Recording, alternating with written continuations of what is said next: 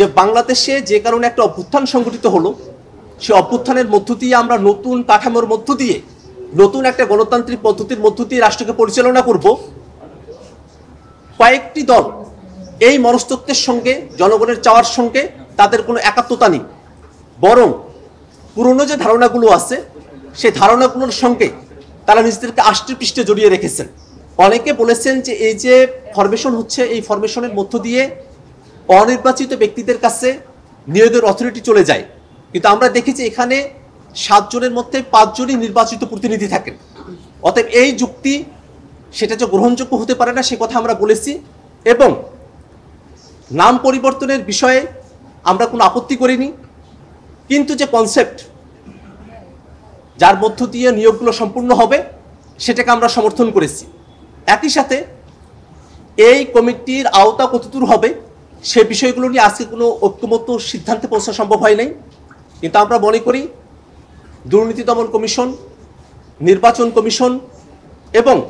Public service commission সহ অডিটের মতো যে বিষয়গুলো আছে প্রত্যেকটা বিষয়কে এই কমিটি যেন নিয়োগ প্রদান করতে পারে সে প্রস্তাবনা আমরা রেখেছি। আমরা দেখেছি আজকের আলোচনার সময়টাতে যে বাংলাদেশে যে কারণে একটা অভ্যুত্থান সংগঠিত হলো, সে অভ্যুত্থানের মধ্য দিয়ে আমরা নতুন কাঠামোর মধ্য দিয়ে নতুন একটা গণতান্ত্রিক পদ্ধতির মধ্য দিয়ে রাষ্ট্রকে পরিচালনা করব। কয়েকটি দল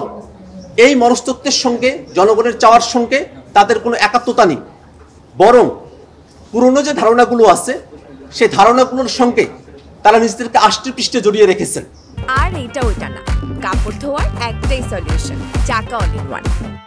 অনেকে এনসিসি বা সংবিধিবদ্ধ এবং সাংবিধানিক প্রতিষ্ঠানগুলোতে নিয়োগ কমিটি এই বিষয়টার সঙ্গে প্রধানমন্ত্রী কতবার থাকবেন বা কত বছর থাকবেন এই বিষয়গুলোকে একীভূত করেছেন, একটা আইডিয়া হিসেবে তারা প্রেজেন্ট করেছেন। কিন্তু প্রধানমন্ত্রী কতবার থাকতে পারেন না পারেন সে বিষয়গুলো নিয়ে ঐক্যমত্য কমিশনের 3টি দল ব্যতি রেখে বাকি সব দল 2 টার্মের কথা বা 10 বছরের কথা তারা কিন্তু একমতে তারা এসেছেন।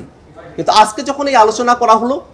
সে আলোচনাকে আবার দীর্ঘায়িত করা হয়েছে, এবং আমরা মনে করি বাংলাদেশের মানুষেরা যে প্রেক্ষাপটে তারা জীবন দেওয়ার জন্য এসেছিলেন সেই সংস্কারকে যদি বাস্তবায়ন করা সম্ভবপর না হয়, নতুন কাঠামো, নতুন গণতান্ত্রিক পদ্ধতি যদি আমরা জনগণের কাছে উপস্থিত করতে না পারি, তাহলে গণঅভ্যুত্থানের আকাঙ্ক্ষা ব্যর্থ হবে, এবং আমরা এই যে ঐক্যমত্য কমিশনে সকলে এসে একত্রিত হয়েছি সেই সমস্ত চেষ্টা সব কিছু ব্যর্থতায় পর্যবসিত হবে। সেক্ষেত্রে আমাদের বক্তব্য হলো সাংবিধানিক প্রতিষ্ঠানগুলোতে নিয়োগের জন্য যে স্বাধীন বডির কথা বলা হয়েছে, সরকারি দল এবং বিরোধী দল এবং রাষ্ট্রের অন্য বডিগুলোকে ইনগেজ করে সেই বিষয়টা জনগণের চাওয়া, সকলে এটা পছন্দ করেন, সকলে এটা চাওয়ার জায়গা, সে জায়গায় বিএনপি বা তার সমমনা যে দলগুলো এই কনসেপ্টের বিপক্ষে অবস্থা নিয়েছেন। আমাদের আহ্বান থাকবে জনগণের মতামতের সঙ্গে সঙ্গতি রেখে, জনগণের চাওয়াকে শ্রদ্ধায় রেখে, এবং বাংলাদেশে ভবিষ্যতে যেন রাষ্ট্র কাঠামো, রাষ্ট্রের ক্ষমতা এক ব্যক্তির কাছে সীমাবদ্ধ না থাকে এই বিষয়টাকে নিশ্চিত করতে, গণতান্ত্রিক পরিবেশকে নিশ্চিত করতে